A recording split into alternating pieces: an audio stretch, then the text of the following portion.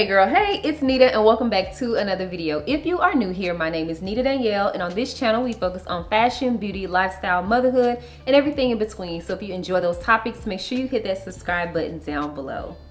Today we are doing a very exciting video. It is my 1 year anniversary as a full-time influencer, and I'm so excited.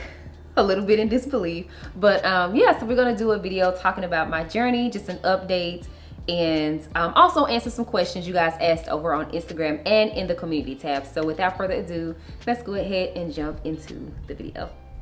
All right, so I'm gonna start off just talking about my journey, how I got started, how I got to this point, which will answer at least half of the questions that you guys asked. Also, I did do a video a year ago when I went full-time, and I will link that video up here in the cards and in the description box down below, so that probably will answer the majority of you guys' questions. But yeah, so I am, like I said, I've been a full-time influencer for a year. I went full-time with influencing January 1st of 2022, and now it is almost the end of January now, so full year. And if I had to sum up my experience, if I'm honest, it is really, you guys know that meme, it's a photo, it's God, and he had this big bear behind his back, and it's a little girl and she has a little bear.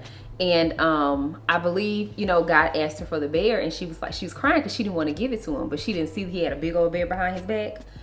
That is pretty much my 1 year journey in a nutshell. If I could just sum it up into words or a picture, it would literally be that picture. I said all of this to say it's blown my mind, exceeded my expectations, all the things.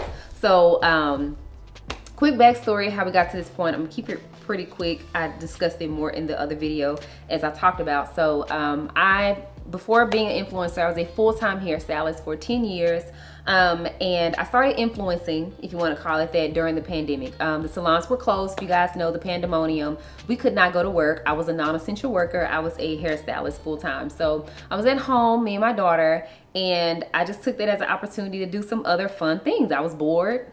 Me and Jada were home bored, and I was also just at a point I didn't want to talk about hair because that was my job, and I just wanted to talk about some other things online that I hadn't had the opportunity to talk about previously. I'm not going to say I didn't have the opportunity, more so I didn't have the time to talk about previously. So I made videos on like how to do your hair at home, different styles. I would do makeup tutorials. I would go live doing makeup, and then I also would do different styling videos. Now that was Instagram, so I'm gonna pause that and go to YouTube. Now I've had this YouTube channel, gosh, I don't even know how many years I've had it. Maybe 5 or so years, longer than that. I actually started this channel when I was pregnant with my daughter. I would get on here and find a lot of moms who were pregnant at the same time. And I also made a few videos about my pregnancy journey. I vlogged like my baby shower and stuff like that. I enjoyed watching other moms vlog their journey, and I wanted to kind of vlog mine. So I just kind of started dipping my toe in that just again for fun. After that, once I became a single mom and then got through postpartum, and I was at the point of kind of finding myself again, you know, most of you guys know after you become a mom, sometimes you can kind of lose yourself and you have to kind of get back to you. So as an outlet just to have fun, I would do makeup videos and tutorials online. But when I had my daughter, I stopped doing makeup because it was just too much to do hair and makeup. It was just too much. So I dropped makeup. I only did hair. But to keep my love for makeup, because I do enjoy doing it, I started doing makeup tutorials online, and yeah, just for fun. Again, I wasn't looking to make money, wasn't looking to be an influencer. It was just a fun outlet and a way just for me to do something fun and also give back to me, because I genuinely just loved putting on makeup. So I would do those videos and I would share them to my clients and different people who would ask, because they were, you know, upset that I wasn't doing makeup anymore. And I was like, girl, I don't do makeup no more, but I got tutorials on YouTube. Check them out. Here's the link, right? In addition to that, I was also on a debt-free journey. At the time, doing my makeup, I was also looking to build my wardrobe. So I started ordering clothes from Shein. Now I've heard about Shein, I think from YouTube maybe, and the clothes were so ridiculously cheap that I was like, this can't be real. But I think I was on a debt-free journey, so I didn't want to spend a lot of money on clothes, but I did want to revamp my wardrobe on a budget because most of my money was going towards paying off debt.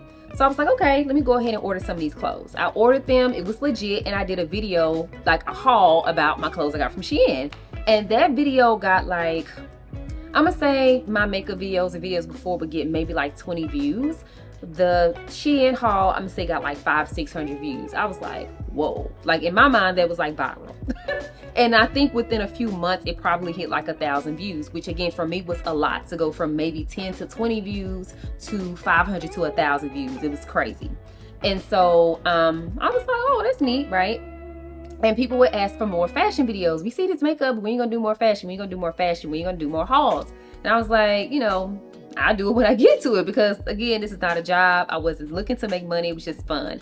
So when I would order some clothes, when I would get a few pieces to add to my wardrobe, again, I would do a haul. And again, most of these hauls were very affordable, very, very budget friendly, because I was trying to get out of debt. So I was not trying to spend a lot of money on clothing at the time. And again, my fashion videos, hauls would do 50 times better than any makeup video that I'd done. So I was like, okay, you know, this is fun.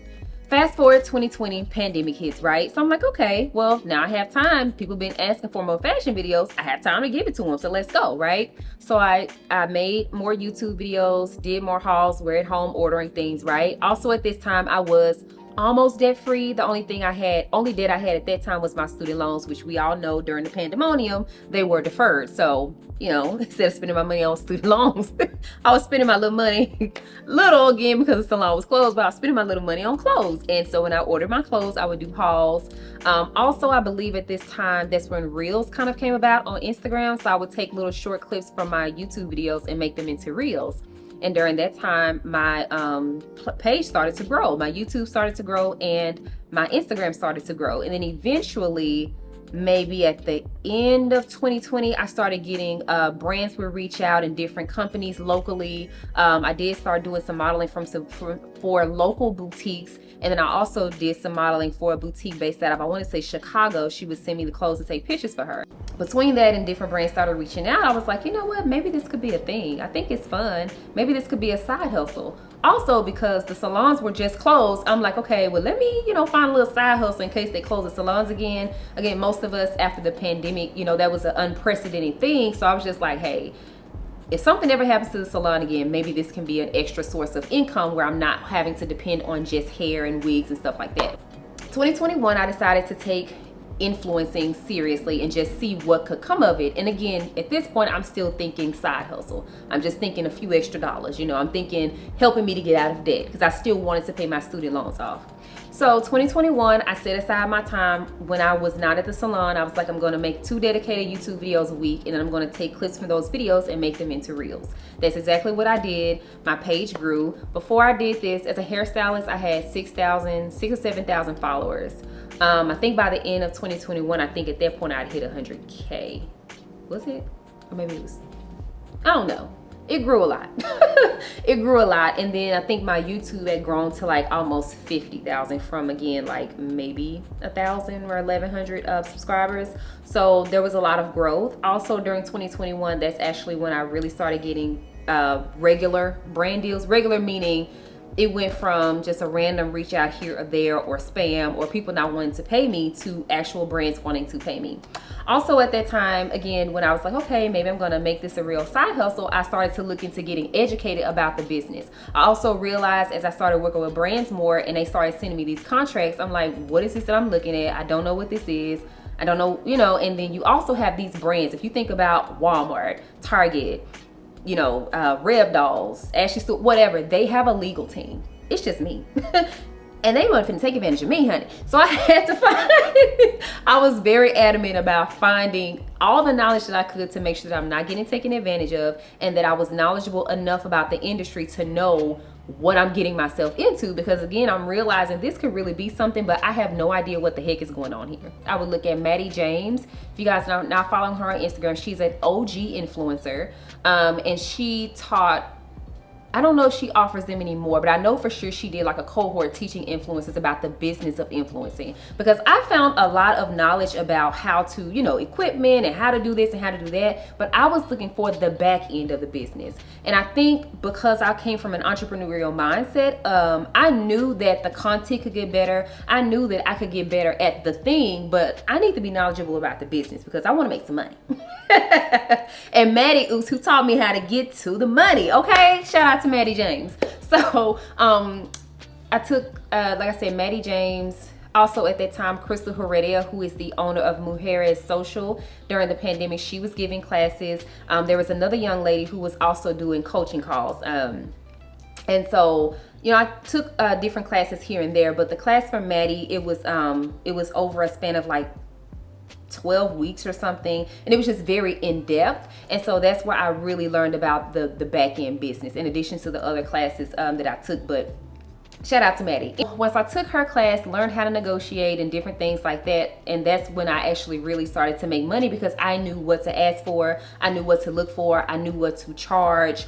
And I guess I just felt confident about knowing the business, and I felt confident enough to really put both feet in and not feel like I was going to get taken advantage of. And I just felt confident, I guess, in myself, because I knew the business. It gave me a little bit of extra confidence to really like create a rate sheet and different things like that, and really to it gave me the confidence in the business of influencing, I guess, if you want to say that. I said mid 2021, things were going pretty well. And when I say going pretty well, like I was growing steadily on my social platforms.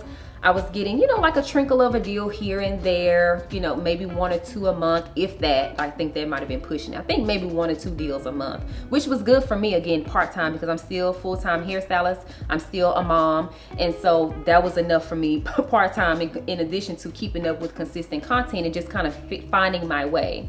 But around that time, I was like, you know what? I think this is something that I may consider doing full-time.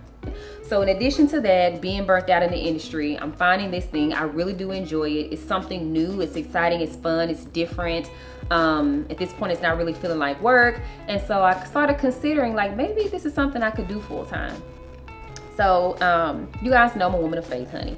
And so I started praying about it, like, well, God, you know, I think I like this. It's something I could do full-time, but, you know, what should I do? Is this something I should do? Should I go back to school? Like, what should I do with this thing that seems to be going pretty well? I don't really know. And at this point, also, you know, I have a kid. So not only do I have a child, I'm 35. Was I 34 or 35? I'm 36 now, so I guess I was 35 at the time. Whatever, girl. I'm in my mid, you know, to late 30s, you know, pivoting at that age. Like, who does that? You know, all of these things. And so I was just like, I prayed about it, like, God, what should I do? And so during that time, I started listening to the Crazy Faith series. If you guys are familiar with Pastor Michael Todd, Transformation Church, he has a series called Crazy Faith. He also has a book now. At that time, it was just the YouTube videos, and I randomly, I think, came across it, and I started listening to it. And I just felt like God was telling me, yeah, this is what I want you to do. And so I was like, okay, so, you know, I'm asking for confirmation. I'm not really sure. I'm like, this is just me because I want to do it. God ain't say that, right? So I'm like, okay. I was asking God for confirmation, and there was a part of the series where I forget who it was in the Bible. God told him to do something, and he asked God for confirmation. It was like a mat outside, and it was like, God, if this part of the mat is dry the next morning, I know you told me to do it. And then, like, he turned it over and was like, okay, God, if this part of the mat is dry the next morning, you told me to do it. So I pretty much was like, okay, God, I can ask you for confirmation. I asked him, I wanted to save a certain amount of money. You know, that was the first thing. Like, okay, well, if it's something I'm gonna do, I know I want to save a certain amount of money, and I also want to have a certain amount of money coming in. Pretty much, I know that I want this to be able to bring in enough to replace my hair income. So if this can happen, I'll feel comfortable enough to do it, and I'll know it's you. Because at that time, I wasn't making what I needed to make. You know, it was bringing in a little money, but not enough to live off of. And when I tell y'all, within the next couple of months, I saved the amount that I asked for, and I had consistent income that replaced my hair income. And when I say a matter of months, literally like 3 months later, I was like, okay, this is a fluke. Maybe it was just a few good months. Okay, Lord. So like I started asking for different things. Like, okay, God, well, if this happens, then, you know, I'll go full time. Then that would happen. Okay, God, wait. So like, I was just like, I don't really know. I'm not believing it. I don't know. I was afraid, honestly. There's no, I don't know. I was just afraid to take the leap. Every time I would just ask for a sign, literally, if it wasn't a sign of me asking him for something specific, it was different people that would say something to me like, when are you gonna go full time? Or this. Shout out to Lakeisha Michelle and Ray Torregano. Those were 2 people that was in my DMs like, hey, what's up? Mind you, I hadn't even talked to them about wanting to go full time. I did talk to Ray because he was one of the only people that I knew that left hair full time to go into a completely different industry full time. So he knew. But even before he knew about that, like, he was in my inbox like, girl, I see what you're doing, da da da. So many people were kind of not encouraging me, but they were like, I see this, like, that you're doing a good job at this thing. You think you want to go full time? And then Ray was like, you're doing a good job. You think you're gonna go full time? I even had clients who were like, we see you doing your thing on Instagram. You still gonna be doing our hair? And I was like, you know, because I knew it was something I wanted to do. I felt like God was leading me to do it, but I was scared. Again, just being 35, being a single mom, you know, I'm grown. This is a career I've had for 10 years. I've built a clientele. I know this industry. I know what's going on here. This is an industry that's new to me. I don't know. I'm older. I'm not some little 20-something-year-old girl who's gonna tell you about a soft life. Like, that's not, you know, like, Jordan is laughing at me, y'all. That's my sister. She back me laughing. But I'm just saying, like, you know, I'm like, God, I don't really know. I don't know. But finally, finally I had enough. I was like, okay, God. Every time I looked somewhere, it was saying, do this, do this, do this. You should do it. And so I did. I sent that good old text to my clients. I want to say it was in November of 2021, maybe after Thanksgiving, because I typed it out to send, and I went back and forth about sending that text. I was like, I don't know. I finally sent the text, and and I'm laughing because some people did not respond at all, but they also had hair appointments coming up, so they told me what they had to say in person. Some people were happy, most people were not. And then there were some people that I guess I didn't send the message to. I thought I did and they didn't, so they were mad later. Like, it was a whole thing, right?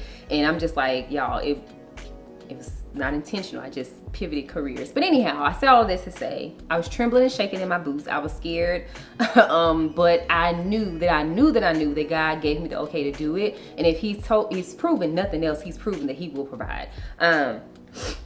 When I took the leap to leave corporate and go to do hair full time, it was the same way. I asked God plenty times for confirmation for all of the things, and he provided. So I felt like this would be nonetheless. So a lot of the questions that I did get was asked, like, how did I get to this point? Was I scared? Was I nervous? How did I prepare? For me, like I said, as a woman of faith, I don't do anything or make any moves without prayer, without asking God and seeking him. That's just me. In addition to that, financially, I saved 6+ months of savings, so that, let's say I didn't get paid for 6 months, I would have money to live off of. And I say plus because I saved 6 months, and then I was like, that's not enough, so I saved a lot more. And then I could shrink down our expenses if I was to ever need to. Thank God I didn't need to touch the money, but by the time I went full time, I did have enough coming in per month consistently from influencing that it pretty much replaced my hairstyling, the money that I made from being a hairstylist. So I can't even begin to tell you how afraid I was. I had some clients and stuff ask me, like, why you didn't have a party and stuff like that. Wasn't no party, because I was scared. Because like I said, at my age and just what I had going on, and just to go from something that I knew, you know, so well, and also something that I worked so hard to build. It wasn't easy to let go of Glam by Nita, because that was my baby. And I enjoy what I did. I had very, connections with a lot of my clients. I had a lot of clients who had been with me. I had been doing hair for 10 years. I had clients who had been with me for 8 and 9 years. Like, that's a long time. And I appreciate them for sticking with me through that. And I say through that, I did the best I could as their stylist, don't get me wrong. But when I say sticking with me, like, they were there when I went on maternity leave and different things like that, and just changing salons. And I had a business partner, she passed away, and then I switched salons quickly because it was just hurtful to be in that space. Like, just life happened, right? And they were there with me through all of those changes. And so just to let go of something that I built, that I worked hard for, that I prayed about, it was tough. It was scary, and it was hard. It wasn't easy. Even though I was tired of hair and I wanted to let go, it was still something that was hard for me to let go of, because it also became a part of my identity. Because it was something I worked so hard to build. It's not like I worked for someone else. It was my baby. So not only was it hard to do that, it was also hard to pursue a new dream and just embrace the fact that I guess this is what I want to do now at a later age in life. I feel like, most people pivot younger. And then, of course, fear of failure. But for me, that's where my faith had to come in, because above anything else, I feel like I don't feel like I know that if God told me to do it, there's nothing that he's told me to do that has, I'm not gonna say failed, but you know, where he's never left me hanging. Never. And so I had to constantly remind myself that this would be no different. And I told you guys, it was literally the story of me giving God the little bear, shaking and trembling in my boots, like, okay, here's Glam by Nita. I'm gonna take the step, I'm gonna let it go. He was like, oh, okay, here you go. And so this year, 2022, was nothing short of amazing. It was a lot of work, it was a lot of stress. it was a very stressful year, but it was also a lot of fun. Yeah, so much happened for me that I didn't even imagine, couldn't even think of, and I'm just honored, you know. Yeah, I'm really just honored to be in this position. I'm honored to have this job. I'm grateful to be here, and more than anything, it's just also strengthened my faith that God will deliver on his promise and that he literally will never leave me hanging. Before I move forward, I'm gonna tell y'all my top 5 moments of 2022 for my first year as influencer. Let's see. I was about to say the American Influencer Awards, but I think that was 2021. That was 2021. It's still top 5, but that was 21. It would be my first year in New York Fashion Week. That was fun. I went there with Amazon for an event that they had, and then I ended up staying because my agency, that will be another top 5. I signed to Kensington Gray, which is the most amazing agency. So excited to be a part of the team, and I love being a part of the agency and the team. But when I went to Fashion Week, I ended up staying because they were having a brunch for their influencers during Fashion Week. So there was that. That was so much fun. That was also a great trip because I got to meet a lot of influencers that I followed, admired, just girls that we had been connected with online but we never met. So that was also fun. Oh, a few partnerships that were on my bucket list. Skims. I partnered with Skims on a YouTube video. Aquaphor was on my bucket list. I partnered with Aquaphor on over on Instagram. Oh, and also hitting 100K. I hit 100K on Instagram in 2022 as well. My goal was to hit 100K on YouTube. We fell short, but it's fine. We're at 70K, and I appreciate you guys so much. So I think those are my top 5 moments of 2022, I think, as far as career-wise, not like life. But yeah, that's it. Okay, now we're gonna go ahead and get into the Q&A. All right, now we're gonna jump into the Q&A portion. Jordan's gonna read them, and okay, I would love to learn how you plan for your transition into full-time influencership. Were you able to monetize with brands? And how long were you producing content before you actually got your first deal? Okay, I'm gonna answer the last one because that's what I remember first. I got my first deal, I think Reb Dolls was my first partnership. At that time, I've been creating content for maybe 6 months or so, consistently, since 2021. I didn't get any partnerships during the pandemic because it was sporadic. It was, you know, like I said, fun when I had time. I got serious about creating consistent content in 2021. Consistent for me was 2 YouTube videos a week. I was set days. I think it was Wednesday and Sunday or Thursday and Sunday, and I posted on Instagram every day during 2021. And yeah, so my first deal was, I can't remember, either 3 or 6 months after that, and it was Reb Dolls. Was my first partnership, I believe. What does your content planning process look like? Content planning. So I start by looking at if there are any holidays coming up. So right now, of course, we're at the end of January. Valentine's Day is coming up, so I would automatically know. Again, fashion is my thing, so I'm gonna show y'all some fashion for Valentine's Day. I'll probably give you guys maybe a makeup look for Valentine's Day. You know, if I show lingerie, I don't, but if I did, I would talk about that. You know, whatever's coming up for the holidays. Let's say when I plan for January, it's a new year, so I knew I wanted to share athletic wear. I wanted to share just like cozy, comfy looks. It's also winter time, so I know that that's coming up. So I guess what I do is I typically prepare for the month ahead. and I write out my ideas and go from there. So I typically just look at what season it is, again, because I do fashion. So I look at the season to know what I need to show you guys. I look at, you know, if there are any holidays or anything coming ahead, you know, if there's anything going on in the world that would be helpful to talk about. Because of course, during the pandemic, let's say if I was doing fashion during the pandemic, of course it would be comfy, cozy outfits for home because everybody's at home, you know? So I just kind of look at that. I also know that I do my best to post 2 YouTube videos a week, which means it's typically 8 videos. So I will go ahead and plan those out, what the title is going to be. Do I need to order anything? And I try to do that the month ahead of time. And then as far as if I need to order and gather things, I do that the week before. So that if it needs to be here or whatever, it allows it time to come in. So I could do better. There are people who plan months in advance. I'm not that girl, not yet. So I typically plan a month in advance, and then the week before I'm shooting said content, I figure out what I need so that I can be ready to go come Monday or Tuesday. Next question, who are some of your favorite online brands to shop with? Eloquy, I love Eloquy. This is from Fashion to Figure. I don't shop with them all the time. It's like when I find something, I find it. This is from Fashion to Figure, love them. I like Torrid. I don't really shop a lot at Torrid. Again, it's just one of those things where it's pieces. Fashion to Figure, Eloquy. Like I said, Walmart, been coming through lately with the pieces. Target occasionally, Ashley Stewart occasionally. Nordstrom occasionally. Again, it's just one of those things. Certain stores I browse all the time, but it's just if I find something. Usually between Eloquy, Fashion to Figure, Walmart, Target here and there, I'm probably find what I'm looking for. So I guess those 4. So I'm going to say congratulations. Being that you've had a great first year, what do you think you can do better in year 2? Year 2 for me, honestly, number one, I'm not stressing. Okay. I stressed a lot in 2022.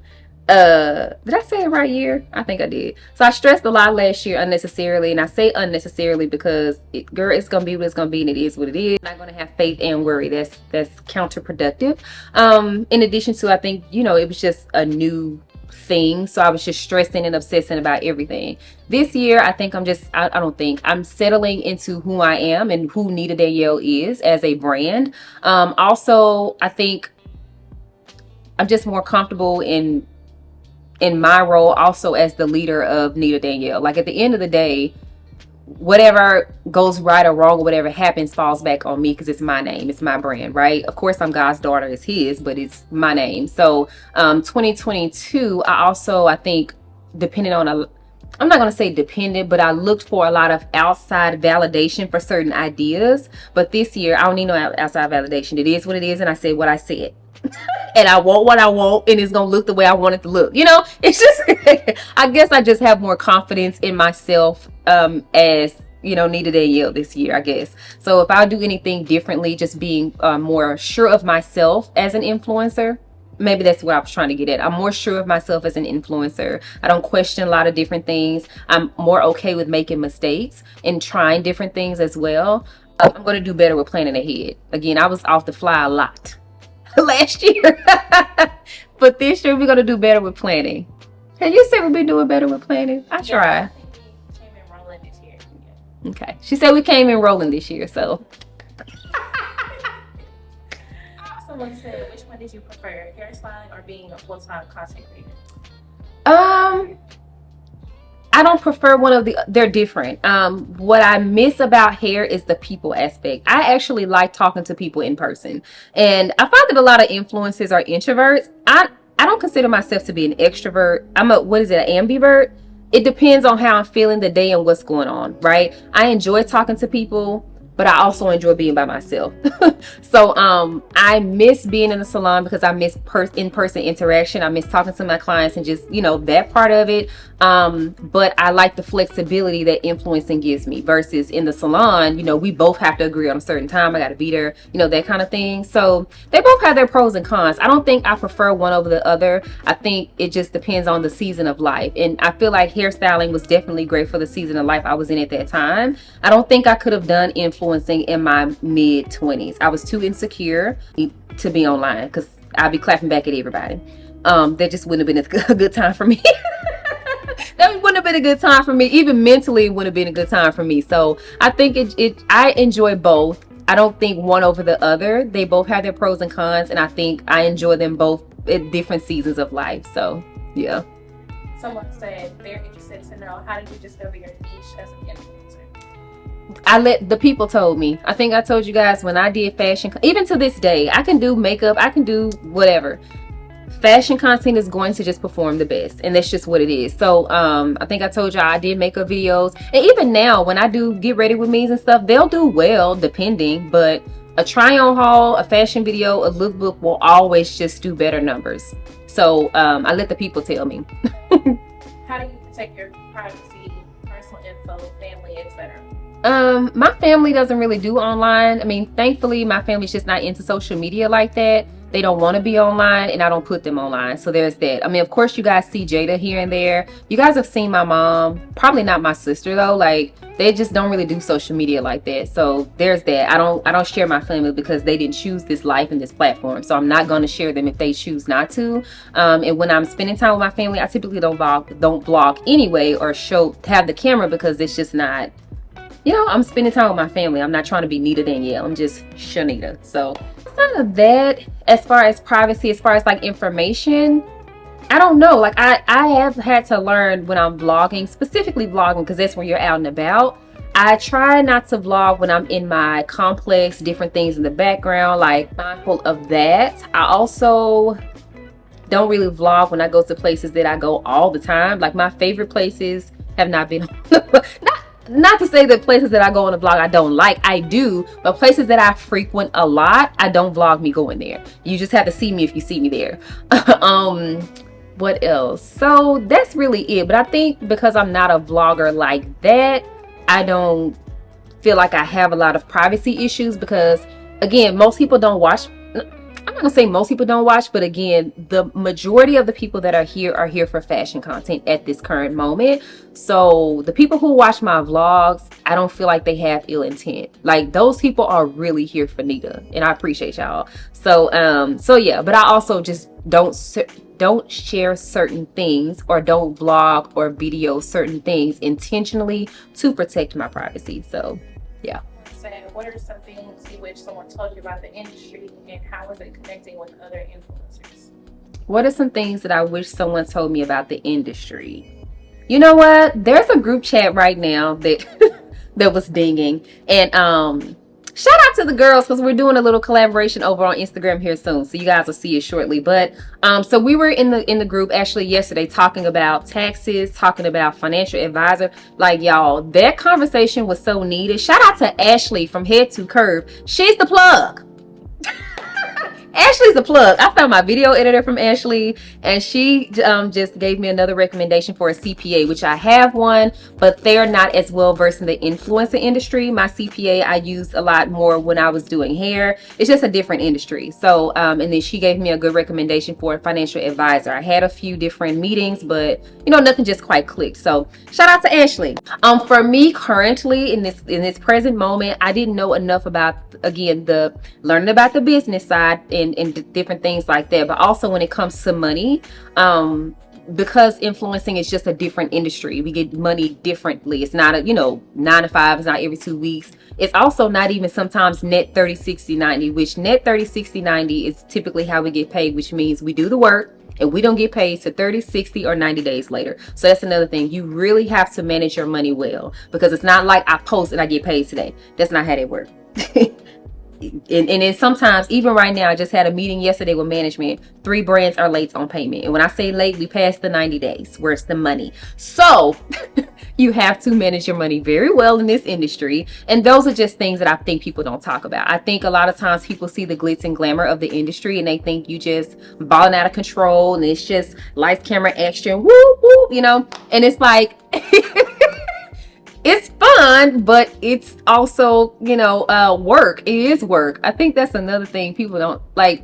I think we talk enough about the fact that it's work, but people don't believe it because they don't see it. I think that's what it is. Would you agree? Yeah. I think it doesn't look like work, so people think, oh, it's just easy. Oh, you're just trying on clothes. Oh, God, be tired. Okay? I be tired. Like, modeling is a hard job, and I'm not modeling behind the camera too, but even just trying on these clothes and doing all this stuff, like, it's work. It's really work, and people don't believe it, but it's work and it's tiring, okay? So kudos to us. But anyway, but yeah, for me in this moment, I wish I knew more about what's necessary and needed for me on the financial aspect. But I also feel like some things you just don't know until you're in the moment and you need it. Because I feel like even if someone would have told me, it's a difference when I'm in the moment versus somebody telling me, and it's like, okay, you stored it in the back of your mind, but I don't know, some things you just don't know until you're in it, if that makes any sense. But for me currently, it's just the team on the finance end who understands the ins and outs of the influencer industry to help better with tax planning and financial planning and stuff like that. I just need I needed someone who really understood the influencer industry, because who I'm currently working with just doesn't understand the influencer industry, so it's sometimes a little hard. Someone said, how much do full-time influencers make? It's not a paid, you know, like, it's not a thank you. There's no set salary for influencers. It really depends on how many jobs you book. So okay, let's say I have a partnership with, you know, Amazon, right? Amazon will say, hey, we're going to pay you X amount of dollars for XYZ deliverables. Deliverables are what the brand wants you to do. So it could be a TikTok video, it could be a YouTube video, it could be an Instagram video, it could be Instagram stories, it could be a combination of all of those, or it could just be one of those. And they will say, we'll pay you X amount of dollars for X amount of deliverables. That's, you know, booking a job with a brand. And then they could also pay you to use said content. So again, let's say I work with Amazon, I create a video. They have to pay me for them to use that video on their platforms or share it on Amazon or share it wherever. Then there's also different content that you can give them release to use. You know, when we post our stuff on Amazon, just as consumers, we're giving them the right to use it, right? But as an influencer, if they pay me to create content, then they also pay me to use it. So I say all that to say, there's no set salary for influencers. It really depends on how many jobs you book. So you can make an unlimited amount of money. It just depends on how many bookings you can take, how many offers you can take and produce, and the amount of money that you charge, and, you know, stuff like that. So there's no set salary. It just depends. Do you plan on adding different content to your channel? Yeah, I feel like I have. During the holidays, I experimented with doing some different things, because like I said, you won't know what your audience likes if you don't try, right? But I'm also at a point, if I'm honest, where I don't want to just talk about clothes. Like, there's only so many dresses and pants and skirts and outfit ideas that I can share with y'all. After a while, they all start looking the same. I mean, you know, clothes is clothes, right? But I also feel like, just as a real grown woman, there are so many other things that I'm interested in and want to talk about and want to share, and I will. And I feel like I have. You guys know I've introduced Faith Talk, talking about my faith journey. I've always done girl chat videos where I talk about different topics, dating, you know, motherhood, different things like that. I do vlog occasionally, at least maybe twice a month.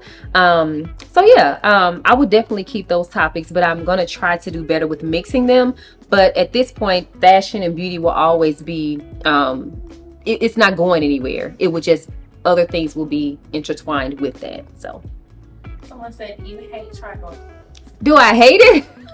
Girl, this would not be the job for me if I hated it. I don't hate it at all. It's just exhausting after a while.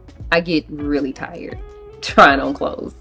Like, yeah. And someone said, I would like to know how I can become a full-time influencer. So before you come full-time, you have to just start. You just heard my journey. So start where you are. I'll start with what you have. I did not start out with a camera and stuff like that. I did both YouTube and Instagram on my phone. And I got a tripod. And I had ring lights, because from doing hair, we had ring lights and lighting. So I didn't have to buy that. I had it just by default from my, you know, hairstyling career. But I just used my phone. I did buy a tripod, and I did both YouTube and Instagram on my phone. If you're doing TikTok, you already know this. Use your phone. And then as you continue to once you start making money and different things like that, you can use that income to upgrade your equipment and stuff. But just start with what you have, start with where you are. And then as you continue to grow your influence and turn it into a business, then you can transition into doing it full time. How does it feel after 1 year?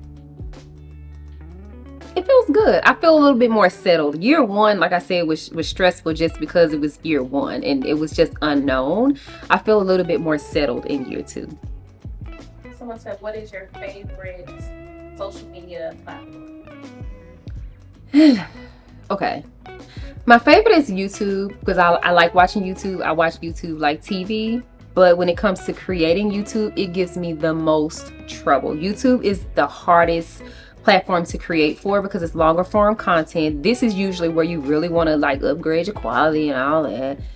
And yeah, so it's the one that I enjoy consuming the most, but it's the one that gives me the most problems creating. But I also enjoy YouTube because I feel like if someone is dedicated to watching a 10, 15, 20, 30 minute, hour video of you, they are really committed.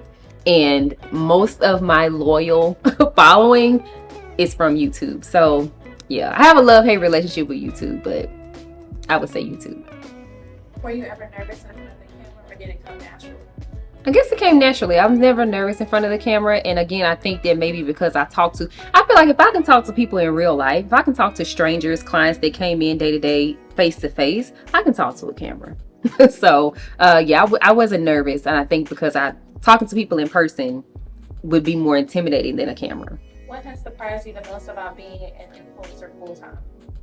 Surprised that I need help. Think that I would need as much help as there's so many moving parts, especially now with the different platforms. They want you to be active everywhere and in stories, and now TikTok got stories, honey, it's all kind of things.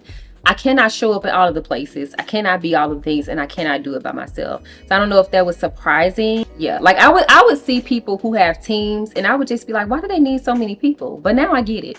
I do. You need people. You need help to not be burnt out, especially when it comes to answering some of y'all's questions. And I would just leave it there. How do you overcome anxiety in reference to being an influencer? I guess it would, in reference to being, I think it depends on the source of your anxiety. I don't have anxiety about being an influencer. There are different things, like certain comments, of course, I talked about this before, being a Black plus size influencer, which it does matter. There's already, of course, hate or disdain, whatever, being a Black woman, period. Black and plus size, I'm always going to get comments about my weight, about my size, about my cellulite, about my rolls. Why are you wearing it? Why are you doing it? Blah, blah, blah, blah, blah, right? It just unfortunately comes with the territory.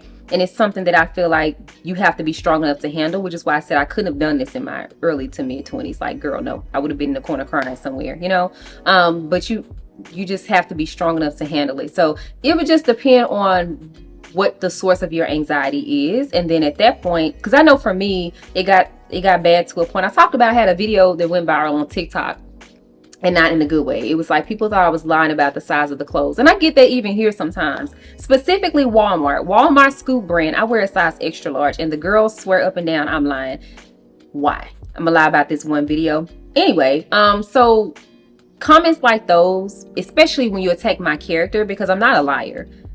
What reason do I have to lie, especially to strangers on the internet? You don't know me. I don't know you. Like, what do I gain from that? And then I also feel like, you think these people finna pay me to lie to you? What? No. So yeah, things like that can, get you down, and I could see it giving people anxiety. And in those moments, that's what made me question, is this for me? Just the backlash and the extra unnecessary, unsolicited, unwarranted advice, the internet doctors who feel like you would think they pulled my lab work. Like, you clearly didn't, because I'm very much okay. Said all of that to say, there are definitely things about this job that can give me anxiety, but I have to give it to God. Just know that he put me here for a reason. Block and delete, at least for me, because I say that because those were the things that brought me anxiety. Currently they don't. I'm typically good with just blocking, but in the beginning it really did kind of give me a little anxiety. Someone wants to know, what app do you use to edit your TikTok videos? I use InShot to edit anything, TikTok, Instagram, anything short form. I use InShot, INSHOT. It's very easy and user friendly because I am not a tech savvy person, so I like easy. What were your confirmations that you made the right decision to go full time? Confirmations was honestly, well, I had confirmations before I went full time. I think I told you that, but the confirmations was honestly just how well the year went. one of them for me, I signed to management, I think I told you guys, in June, which was a big deal for me just in general and being signed to such an amazing agency. But I had a conversation with them, and an agency talks to all kinds of different influencers. So it's one thing for me to know what I'm doing, but I don't know what the next influencer is doing. I don't know what kind of money they're making. I don't know what kind of deals they're doing. I don't know. We can only speculate, right? Because we don't know other people's pay. We don't know other people's behind the scenes. We don't know if they're, doing it for free, or we don't know, right? So my management company was just like what they set for me to do for the year. Mind you, I signed with them, I want to say in June. So I was with them for 6 months of 2022. What they expected for me to do in a year, I exceeded that in 6 months. They were like, girl, we have, like, you are booked and busy. Trust us, you're doing great. Like, they would know, we would get on a call and I'm like, is it okay? Is it all right? Like, I would send the videos and the deliverables to my campaign manager and ask her, is it okay or whatever. She's like, girl, it's great. Like, they were like, relax, you're doing great, you're fine. So I think for me, once management confirmed it, and I say that again because they talk to other influencers, right? So I feel like they have kind of a benchmark of what you should be doing or what's okay, because they know what's going on in the whole influencer space. Again, for me, I only know what I'm doing. I don't know what other people are doing outside of what they're showing, but I don't know the back end. And so when they confirm, of course, they don't spill anybody else's tea. I don't know what nobody else is doing. I'm not saying that. But what I am saying is, once they confirmed, like, you're doing a good job, you're exceeding what we set for you, like, it's good, relax, then I was like, okay. And for me, that was really good confirmation. But also just the fact that, like I said, I succeeded my goals, what I thought I was going to do, the brands, a lot of brands that I wanted to work with on, like, my not bucket list, but like brands that I really wanted to work with. I worked with a lot of them in 2022. And just the fact that, in all honesty, I don't have any regrets. I think that would be the biggest thing. Like, if I went to it and I look back regretting my decision to do this, then I think at that point I would, feel like I made a bad decision. But even outside of, financial goals and work with brands and all that kind of stuff, I genuinely still enjoy it. I like it. And for me, I think that's the measure of the success, is that not only, God gave me the okay, I'm being obedient, I actually like it. So, all right, you guys. So I hope that you enjoyed today's video. I hope that it was helpful for you guys. Yeah, if you don't get anything else from this video, I hope that it inspires you if you are looking to pivot, looking to change, looking to go in a different direction, to know that, number one, it's never too late. You're never too old. You can absolutely do it. If I can, I don't see why anybody else can't. And that God keeps his promises. So if you're a believer, make sure you get before him and ask him for confirmation on what you should be doing. Thank you guys so much for watching. I appreciate you more than you know. If you're not already, make sure you follow me on all the social platforms. They will be linked down below: Instagram, TikTok, all of the things. And I will see you guys in the next video. Bye.